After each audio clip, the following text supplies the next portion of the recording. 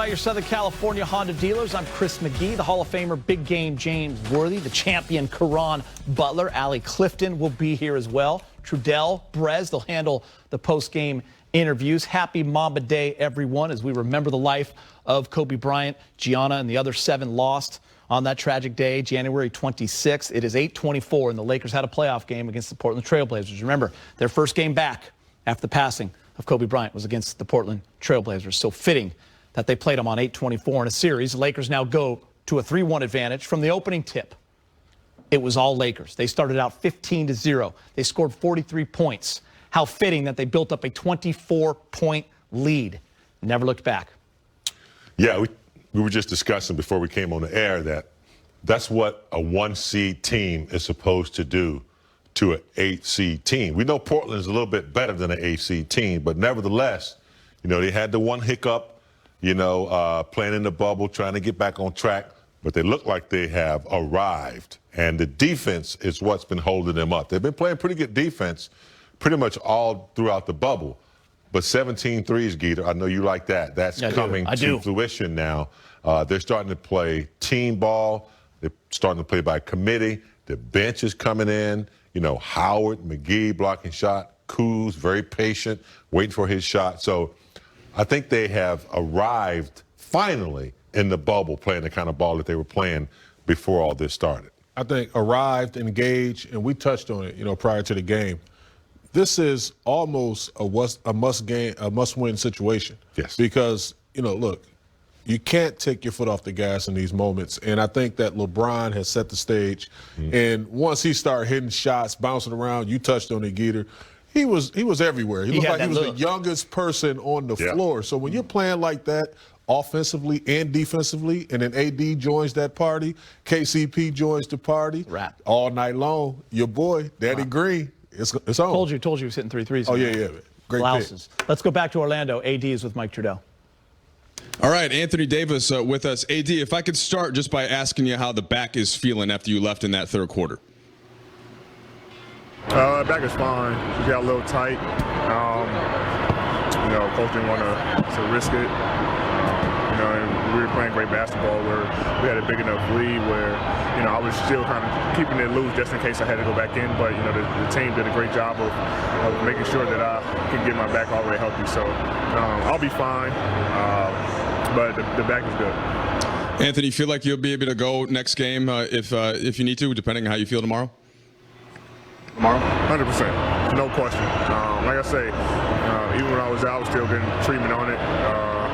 It loosened up where I was able to go back in if I needed to. So I'll 100% be playing Game 5. All right, AD, it's Mamba Day. You guys came out in those dope jerseys. What was it like feeling that spirit of Kobe? You guys certainly got shot out of a cannon in that first quarter, and just wondered how much you were thinking about Kobe. It was great. Obviously we felt like we let him down the first time. It's ironic because we played Portland, our first game back, after the horrific tragedy. So, and we're able to come and get these guys again, and they beat us the first time and kind of, ruined the day for us. And so we wanted to come out and put a lot of energy and effort, for Kobe, represent these jerseys and represent him well. And we did that from start to finish. We played excellent basketball all 4 quarters and was able to come out and get the win for him. I know he meant so much to you starting when you met him with Team USA when you were just 19. Did you notice the 24-8 score in that first quarter and just stuff like that going on? I didn't, actually. That's pretty crazy.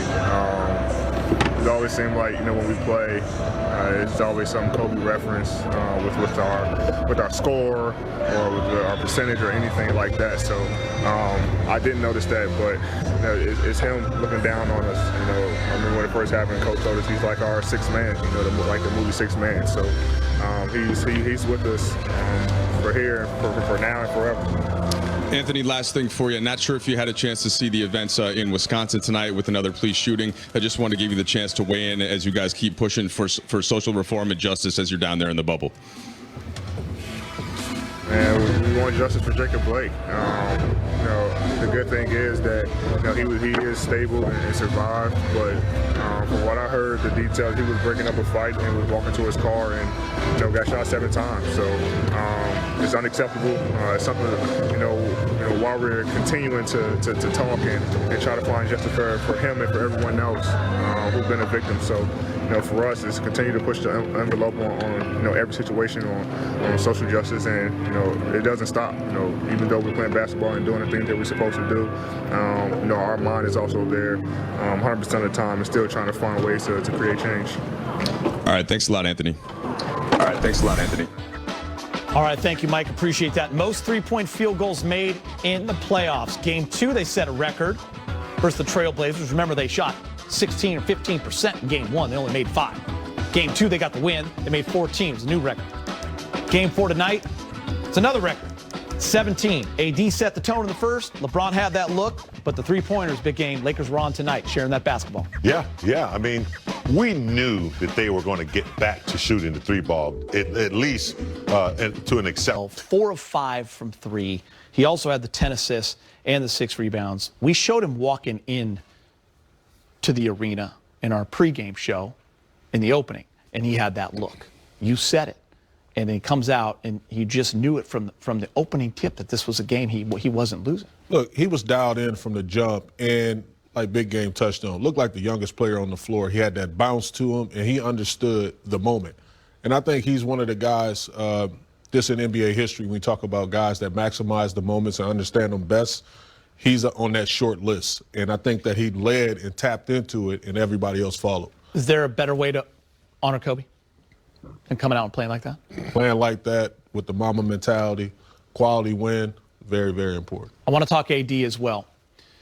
AD did not have a great first half in Game 3, but in the second half, you guys were talking in the pregame show. You flipped that switch, dominance, Lakers roll. Game 4 tonight, first quarter, James. When he comes out 4 of 5, 16 points, and he has that kind of roll going, what does that do for this team? What does that tell the opponent? You said it. It sets the tone, and the opponents, sometimes the opponents, they expect you, or they plan on you being, not soft, but maybe not so engaged.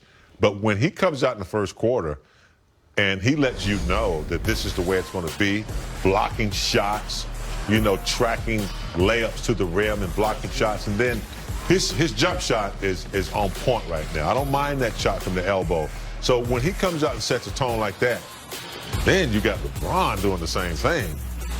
It's double trouble. But he hit it on the head, I think, Karan, from the elbow. Like, there's just a difference when he's kind of out getting balls 25, 28 feet, first touch.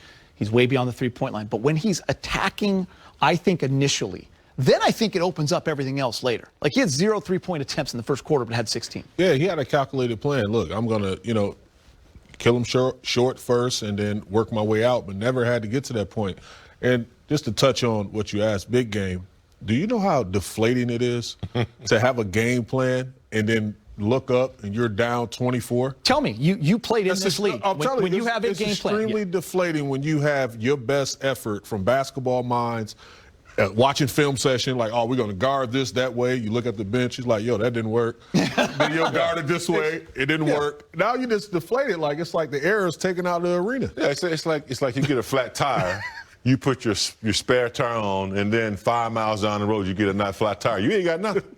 Do you AAA? Do you have one in mind that pops? Like, is there something that ever sticks out? Like, just where you had a plan, your team had a plan, was a playoff for a game, and that just plan was not working. Man, it happened 3 years in a row playing against LeBron James. Did it? Yeah, man. Washington Wizards. I said, look, we're gonna turn him to a scorer. He can do that. We're gonna turn him to a passer. Yeah. Oh, he's great at that. Yeah. We like whatever you try to take away from him, he capitalized in another area, and then he made the adjustment. So, I mean, he's been doing it for years in this game. You were saving that suit for tonight, weren't you? Yeah, I saved the suit and the tie. I see. Let's show the shoes too, real quick. Oh yeah, baby. We got a 90-minute post-game. Undefeated, baby. Undefeated. We undefeated in those? Yeah, bro. Can't go. You can't. Big Game. We got some messages on people like your outfit tonight. People like your shoes too. Hey, I'm old school, man. Yeah, you're looking good. The boy to help. All right, let's get you to the highlights. We'll take you out to the bubble. Lakers taking on the Blazers, 135 to 115. LeBron James with 30 points, 6 rebounds, 10 assists. Kuz with 18. Anthony Davis with 18 in 18 minutes. Most points in a playoff game since 1987. when Big Game, Cap, and Magic put 141 on the Boston Celtics. I was a young man in high school, and I enjoyed every minute of that, just like I did this one. 135 to 115. We bring in Allie Clifton.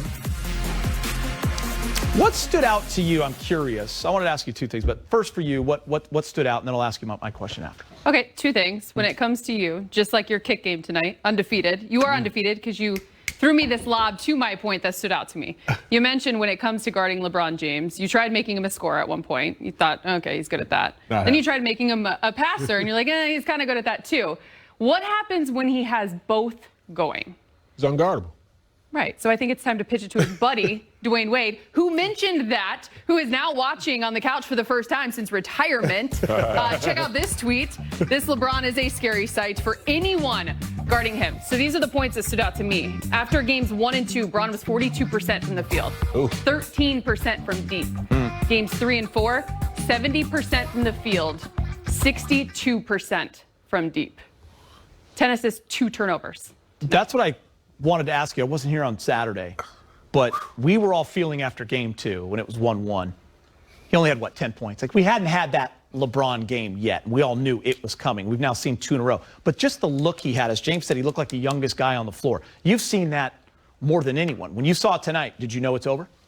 When he starts hitting his 3-ball, yeah, that's when you know it's over. Yeah. And not to mention, when you put games 3 and 4 together and you look at the numbers, whether it's, it's nice. We feel good about it. Fresh, too. Yeah, and he looks fresh for sure. And listen, Lakers 30-point double-double streaks since 2010 in Laker playoff history. Kobe Bryant, 2010, 3. LeBron, 2020, 2. Remember, there's a game coming up, and it's a closeout game on Wednesday. And God forbid he sees this graphic right here, because he'll be thinking about.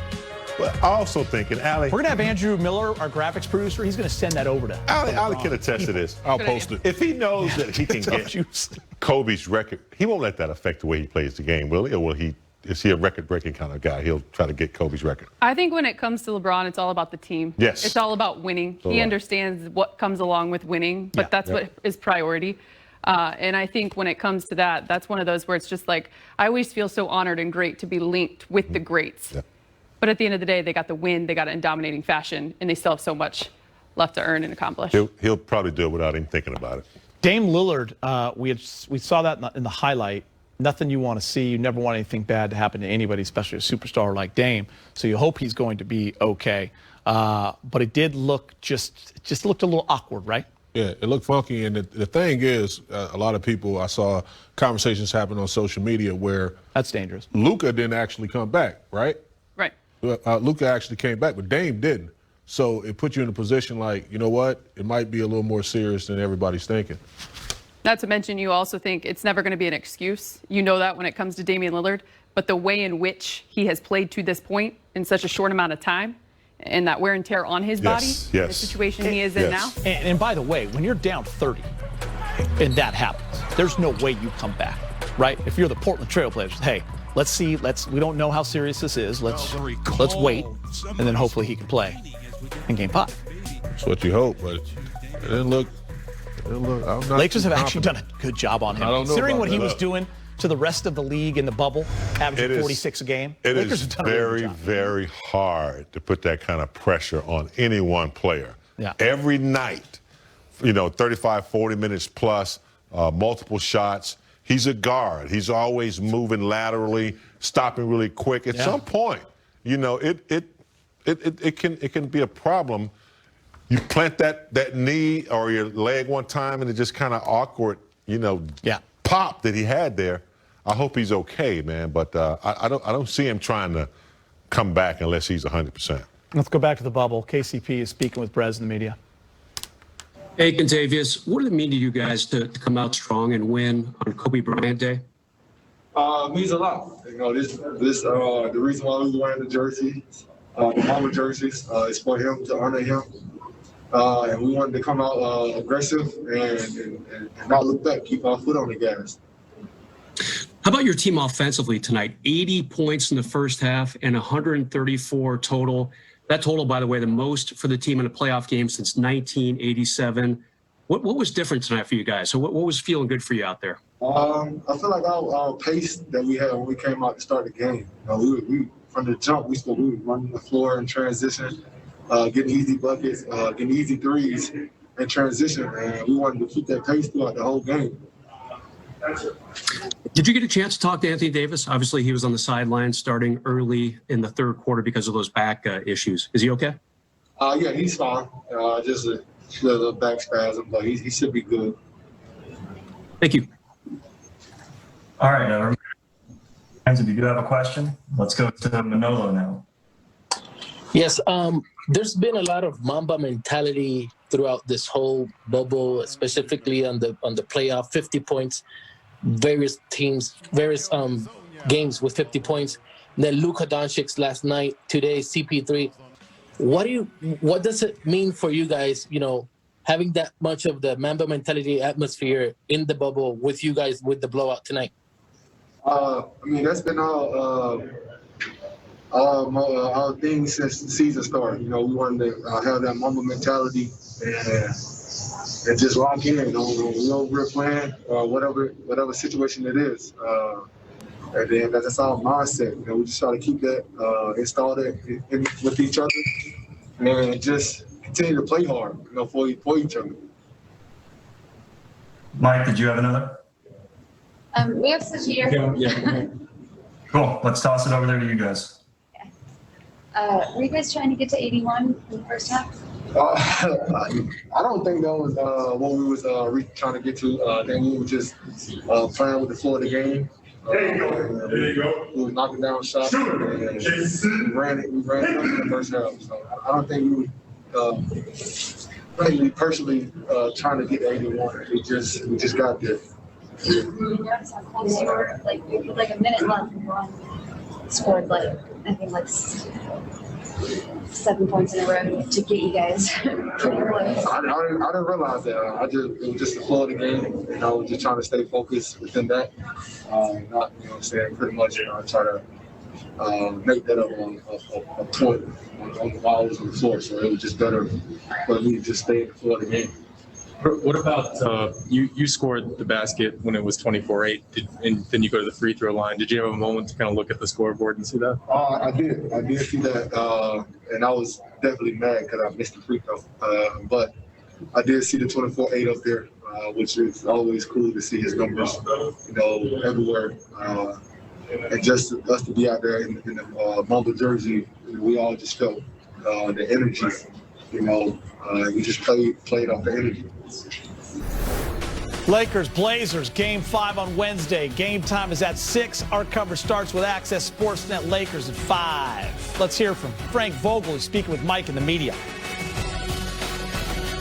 Hey, Frank, LeBron and AD both spoke in their walk-up interviews powerfully about the Jacob Blake situation. Of course, tonight was also Mamba Day, and all of that was going on. How do you think you guys were able to stay focused on the basketball during the game amidst everything else that's been going on?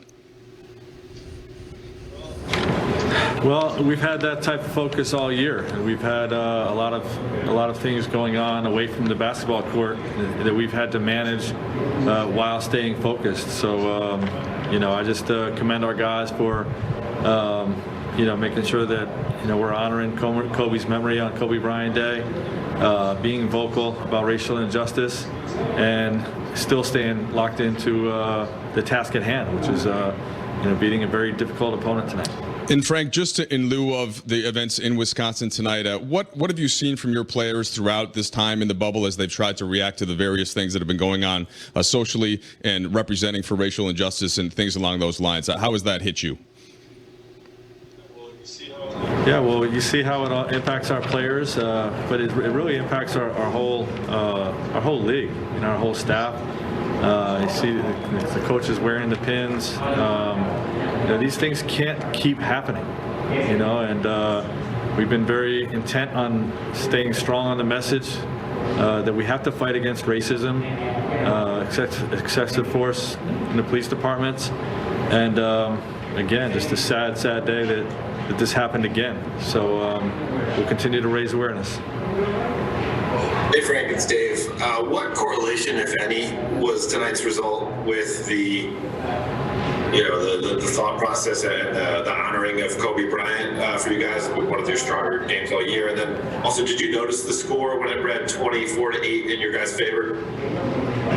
Wow, I did not notice it, and it's an emotional day, obviously, and it's interesting that the first time we took the court, it was against this team. The first time we took the court after Kobe passed and Gigi passed, it was against this team. So we lost that game, and I think our guys probably carried a little bit more importance from that.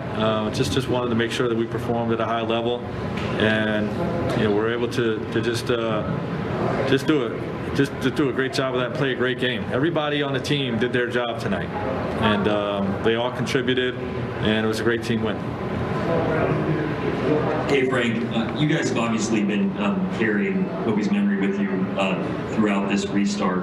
It was the first time in months and months and months that you guys have played a game where Kobe's memory was such an overt presence in the signage around the arena, obviously the uniforms. How different was the emotional energy of this game because of all of that? And did it remind you at all, obviously you're in the bubble now, but did it remind you at all of some of those first games after the tragedy? It definitely did remind me of that. The emotional aspect did feel different than any other game we played since we've been in the bubble. Obviously Kobe is dearly missed, and it's just to have a game on 8/24, Kobe Bryant Day. I think all of us in our whole organization, but in particular our players, felt that and carried that emotion onto the playing court. Tanya Ganguli. We're still mad about losing that first game. Do you see that from the players that even though you're up 3-1, they're still you're so mad about that? It's the care factor. Our guys really care. They take great pride in being a great basketball team. We have high aspirations to win a championship this year, and anytime we get scored on, our guys get mad. So not surprising to hear him say that he was mad and we were mad we lost game one. But look, this is a terrific opponent we're playing, and our guys are raising to the challenge. But Portland is a great basketball team. They're very well coached, and the firepower they have offensively, is very challenging to deal with. So, I'm happy to hear KCP has that type of care factor. Our whole group does. All right, last question, Kyle. Sorry, go ahead. No problem. Just first AD, I guess in his walk-off said he was fine and expects to play in Game 5. Just one, what was the decision-making behind making sure that he left in that third quarter? And two, is the AD that you saw in the first 10 minutes of this game sort of the one that you've been waiting for consistently, and that was start games? Well, everybody can't be at their best all the time. I've been happy with how AD's performed. There's been some nights where, he's being selfless, moving the basketball along, but he was absolutely dominant to start this game tonight. Just absolutely dominant. I don't think I've ever seen a plus 37 in 17 minutes type of performance like I did from Anthony Davis on both sides of the ball tonight. What he did defensively, he had one play where he had two deflections on both sides of the guy he was guarding, and then dove on the floor and got a loose ball and got us going on the break. There's several blocks, deflections, containment plays. He was just all over the place on the defensive end, and then he was making everything. So, just a dominant performance to start the game for us. All right. Frank. 10 in this series, and he's now speaking with the media. Hey, LeBron, I wanted to know what it was like to go out there with Kobe surely on your guys' mind and heart, and did you notice the moment early on when you were up 24-8 in the first quarter? It was an honor. It's been an honor to just put on the Laker uniform, even before the passing of the great Kobe Bryant. And tonight was another one of those moments for myself, for this organization, for all the players that was able to wear those uniforms that he that was inspired by him and his mind and his creativity. So to go out there and one day removed from his birthday, and then his day of 8/24 to be able to have a game on this day, the stars aligned. I did notice that we were up 24-8 because I'm always trying to figure out what's going on throughout the course of the game. I'm always looking if we're up, if we're down, what's the team fouls and all of that nature. And when I looked up there and seen 24-8, I was like, okay, this is he's here in the building. So you know, it's a beautiful night for our franchise, and it's something that we probably will always remember. You know, Game 4 of the 2020 playoffs in this moment. Hey, LeBron, just thinking about today being Mamba Day, what does the Mamba mentality mean to you specifically, and how do you think part of that might have played out? Just work hard. I mean, there's not much more you could say. Everyone has their own definition about it or their own mantra about it, but you don't see any benefits if you don't work. And I've always been like that. And to be able to continue his legacy is something that hits home for me, and it's easy for me because I put in the work. And if you want to see results, you gotta work at it. And it's not about the wins or the losses and you know, all of that nature. Is just about, a lot of people want to see results, but a lot of people don't want to put in the work. And he wasn't one of those guys, and I'm not one of those guys. So it's just an honor to be able to continue that legacy. What was it about the offense, not just tonight, but last night, that it started to fall into place of LeBron, the entire team, and look, the three-point shots going down seems to be part of that. But so what has come together on that end for you guys this quickly? I just want to get better every game. You know, we're seeing things that we can do better. The most important thing we've done in this series is we've taken our in-between games, film sessions, our meetings, and we've applied them to that next day.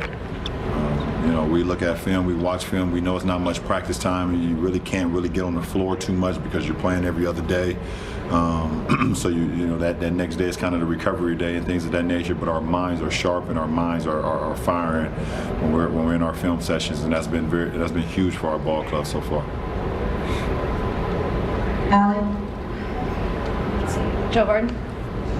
I forget what it is, but your record in closeout games is way up there.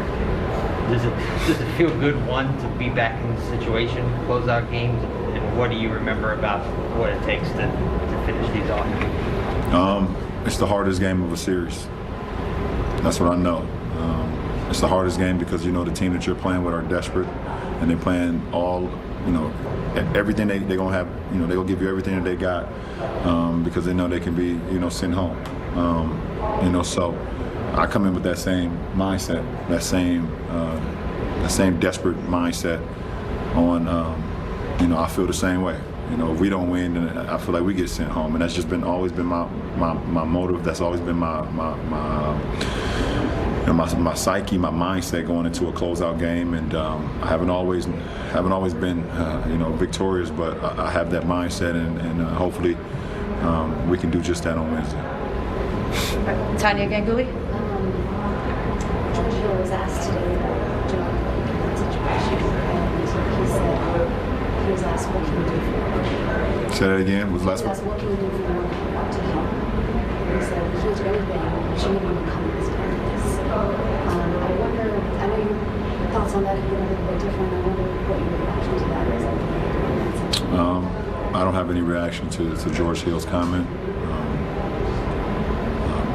Everyone has their opinion to, you know, in reaction to what happened. What I can say is that if you're sitting here telling me that there was no way to subdue that gentleman or detain him or to just before the firing of guns, then you're sitting here and you're lying to not only me, you're lying to every African American, every black person in the community, because we see it over and over and over. There was multiple, if you watch the video, there was multiple moments where if they wanted to, they could have tackled him, they could have grabbed him. You know, they could have done that. And why does it always have to get to a point where we see the guns firing and his family is there, the kids are there, it's in broad daylight, and who knows? I mean, if that video is not being taken by that person across the street, do we even know if we even see that video? There's like talks about that the cops didn't even have their body cams on. That's a possibility. It's just quite frankly, in our community, and us, I know people get tired of hearing me say it, but we are scared as black people in America. Black men, black women, black kids, we are terrified because you don't know. You have no idea. You have no idea how that cop that day left the house. You don't know if he woke up on the good side of the bed. You don't know if he woke up on the wrong side of the bed. You don't know if he had an argument at home with a significant other. You know if one of his kids said something crazy to him and he left the house steaming. Or maybe he just left the house saying that today is going to be the end for one of these black people. That's what it feels like. That's what it feels like. It hurts. It hurts. And it's this through the grace of God that he's still living. Like 7 shots, close range, and he's still alive. That's through the grace of God right there. And my prayers goes out to that family and that community. But I got nothing nice to say about those cops at all. At all. Is it hard to play basketball when you see something like that and have this fear and anger and all the emotions that are I had so many emotions today because today is for our organization. It's a big moment for our organization. Today is Kobe Bryant Day. We're supposed to be celebrating and rejoicing and remembering everything he's ever done, not only on the floor but off the floor, of uplifting the game of basketball. And at the same time, I see the video today for the first time, and my emotions is all over the place. And I still have a job to do because I'm here, because I committed. And when I commit to something, I feel like I have to come through on it. That's just who I am. But it does not mean that I don't see what's going on and I won't say anything or continue to use my platform and continue to use my voice and continue to uplift all the other athletes that let them know that they can say and do what's right and not fear what other people's opinions are.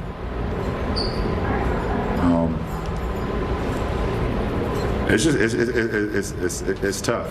It's tough, and like we want change. As a community, we really want change, and it doesn't not only just end in November, but it starts there. It starts there, and but we got to continue to still keep our foot on the pedal then. Even if we get what we want, we still need more. What are we getting? Because right now, of what's going on is just not okay. And but I hope I can continue to uplift my community, uplift communities all over America, uplift the black community. Like I said, that's part of the reason why I started More Than a Vote, to, just to get people to understand how important our voices are. And the luxury of partnering with the NAACP today, trying to get younger kids in there to help with the polls and things of that nature because of COVID, and the older generation are at risk, and it's just so much that we have to do. It's not like it's going to happen tomorrow, but being organized and having a plan and keeping our feet on the gas pedal something that we got to do. I know I'm kind of all over the place, but my emotions is all over the place as well. It's really, I can't even enjoy a playoff win right now, which is which is the sad part. All right, we're just gonna take a couple more. Kyle. Sorry, I know there's an emotional thing. No, you can ask me anything. It's all like you told us a couple weeks ago that you had this desire maybe to be out there with some of the Black Lives Matter marches and things like that. Obviously, here you have to take the behind closed doors approach to a lot of these issues. How do you kind of balance maybe your desire to have your hands on the situation versus the need to kind of have that organized plan? I don't think I'm behind closed doors, because I can get up right now and talk to you guys about what's going on. Anything that my name is attached to is going to be put out, and we want to do things that hits home and do things that's grand and not something that's just one-off.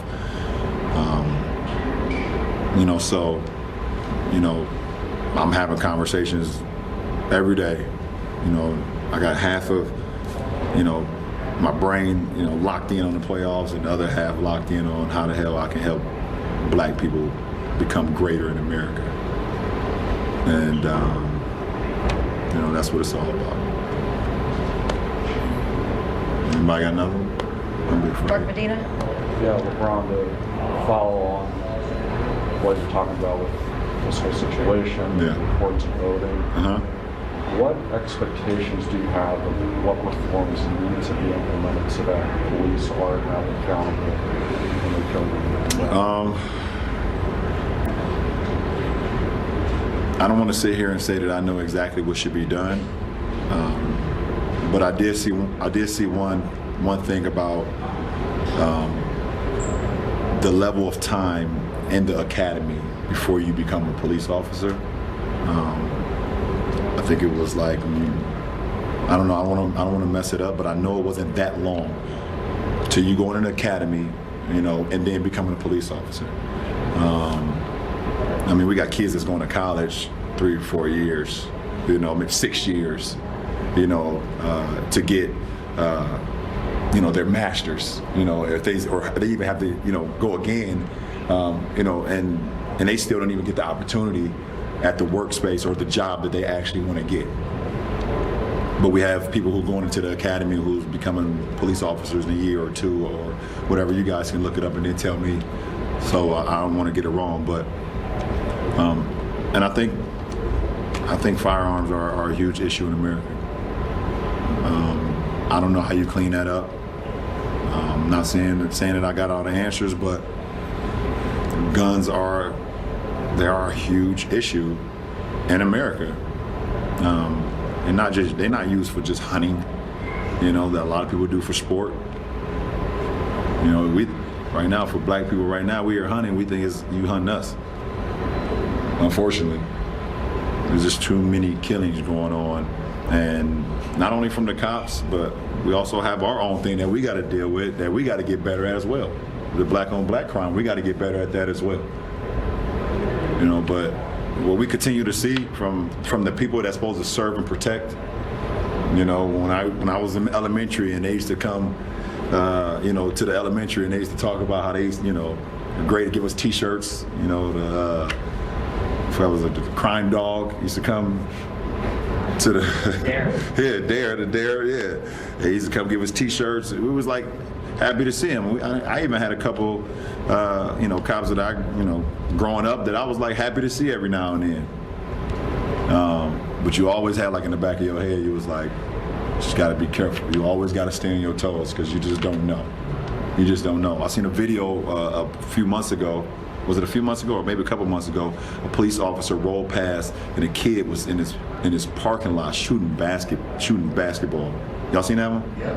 And as soon as the damn cop was about to ride by, the kid walked behind his dad's truck and waited for the cop to go by. No kid should have to feel that threatened that he has to hide at his own house. That is sad. But I know what he's going through because I was one of those kids when I lived in the projects that when I seen a cop going, we hid behind the brick wall and waited for it to roll out. And if we seen the cop lights come on, we ran. Even if we didn't do nothing wrong. Because we just scared. It's tough. LeBron James speaking with the media, 30 points in under 30 minutes. You see who's done it in the history of the Lakers in the playoffs. It's Kareem, AD the other night, Byron, and now LeBron James. He had 30 on 10 of 12 in 28 minutes. We'll get to LeBron in basketball in a moment, Karan. LeBron and others, we saw CP3 tonight continuing to use their platform to speak about social injustice that is going on in this country and in your home state of Wisconsin that we all saw today on Twitter. Yeah, and I'm so glad that they continue to do so because a lot of people felt like once we elected to play the game of basketball again that all these social issues will fall by the wayside. And it's clearly not the case. You saw Stephanie Reddy, which did a remarkable job. Allie Clifton had brought that to my attention that, in real time, CP just had a amazing performance. That was after his Oklahoma City win. Immediately he just talks about social justice, reform, some of the things we should be doing, giving our efforts and our attention to Kenosha County. And LeBron just did the same thing. And I'm still, I tell you, I've been in a comfortable situation in my life for quite some time, but I'm still paranoid when law enforcement is behind me or if I'm pulled over or anything like that. So that is a problem. That's a systemic issue. That's something that needs to continue to be addressed and it's going to continue to be highlighted. And we have to continue to bring those issues to the forefront. James, I know if you can think back to when you were in the playoffs, just how different this is for guys in this situation, a global pandemic. Here they are in a bubble in Orlando going through what we're going through in our country. And LeBron said it tonight. It's hard to even enjoy a playoff win. And you saw where his focus was tonight. I know you're proud of these guys. It's just it's a rare time. I know you can't even imagine that being the case. You guys were in a locker room. You'd have a reporter in front of you. It's just a different time. And they're doing a great job with it. They are recognizing that there are things that are more important than basketball and the game itself. Everyone wants to see sports come back, but I was very impressed also with CP3 and recognizing that they do have a platform and people are listening to them more so than they would read in the newspaper or follow the news. And so, I remember the Rodney King incident. And after that video, we were all shocked and how that, weighed on us going forward and how, we didn't have the biggest platform as they did. We didn't use it like they did, but they've had multiple, Breonna Taylor, Floyd, and now 7 times in the back. They're not going to stop, speaking for justice. Did you see what happened after he got it? Zoom. Another fun tweet here. Chase down block, push and transition, two-handed over the head, pass for 3. Seen it so many times from Bron, but it's always special. Former teammate there, Kevin Love. And now Anthony Davis saw his streak of 20 and 10 games in the playoffs end at 15, but he only played 18 minutes in the blowout. He's speaking with the media. Hey, Anthony. It's Dave. Can you just first tell me how your back's doing, and then also please reflect on the strong performance you guys had on a night where obviously you're wearing that jersey right now? Back is doing fine. I'll be fine. But we came out very dominant. Obviously we know they were going to play with a sense of desperation, and we want to be the harder playing team. And we came out with that sense of urgency that we need on both ends of the floor. We were able to, win this, on a very emotional and special night for us, wearing the Kobe jerseys, and realizing that the first time we, played again after the tragedy was also against Portland. They was able to take that one from us at home, but we just wanted to make sure that we did everything we could to get this win for them. Hey, Anthony, Frank Vogel mentioned the plus 37 in your 17 minutes and just what you had going on both ends. Was there anything specifically that you thought helped you get to that level of effectiveness? Maybe Kobe stuff going on? What got you to that level tonight? I was just being aggressive. My whole thing just be aggressive for the rest of the time I'm here. I don't want to come out and not be aggressive. The team needs me to be aggressive, and I've been able to, find spots that I'm very comfortable and just take my time to make shots. So, while also making the right reads, and guys are making shots. So, when we're making shots, from the perimeter, from inside the paint, it opens the floor for everyone. And I just have to, take my time and make shots. And you just wonder what it's like playing with LeBron in this mode in the playoffs, right? If you see a different level that you had seen in the past watching him in the postseason, and how you two play off each other. Obviously, we kicked it up a notch. His level of focus is definitely increased, and the entire team's level of focus increased. He's very detailed about everything. He's in there with the coaches for film sessions. He's talking to me during film sessions, off the court when we're not, more so talking about basketball. We talking about anything else, might be watching other games or playing video games or whatever, and something just registers in his head, and he just, talks about it. So, he wants to win, I want to win, and we know that it's going to take both of us to do it, and the entire team. And so we're just trying to continue to find ways to get better, even after, wins like this. There's always something that we can get better at for Game 5. And, I'm pretty sure that he's going to have a list of things for me tomorrow and for our team. And so as a coaching staff, we try to get better.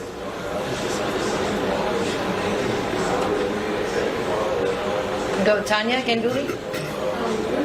Just talking about for a while about fear that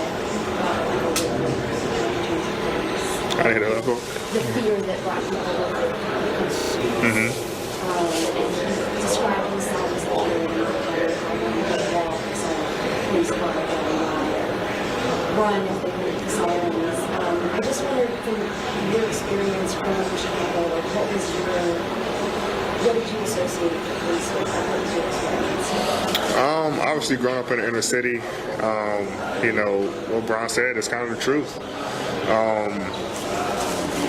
I was, fortunate to, have everything I needed at home. I had a basketball ring in my backyard. Both my parents was there. Both my parents worked, had cars. Were able to go to a school outside of the inner city.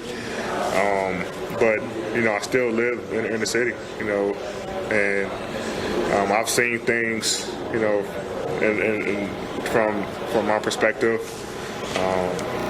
from both sides, from the police side and from,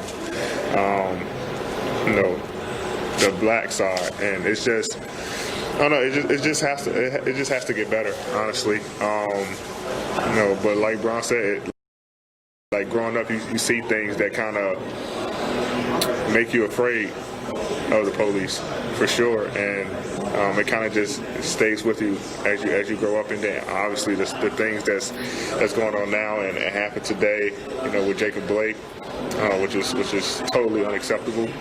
And we definitely want to use our voices for that victim as well. And he's one of the lucky ones because he survived, and he's stable. So I'm pretty sure he's going to have a lot to say as well, him and his family. But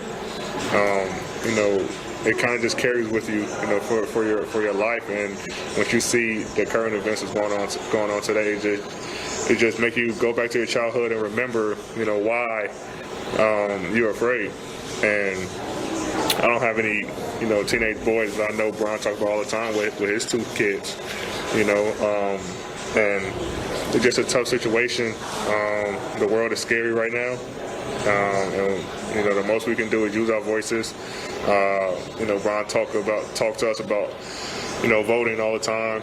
He started, his organization for everyone to vote, and that's kind of where it starts for us. Again, kind of continuing to push the envelope on wanting change, and we have to do our part, and we know we're here for basketball, but that's not only our main focus.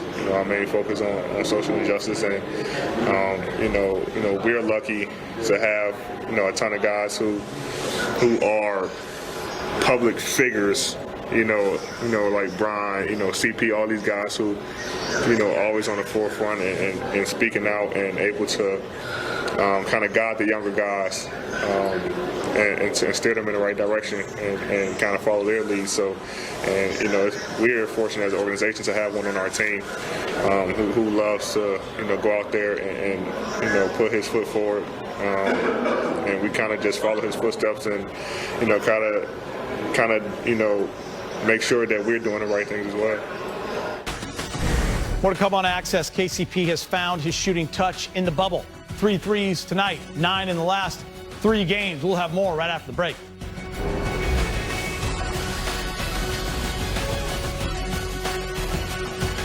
So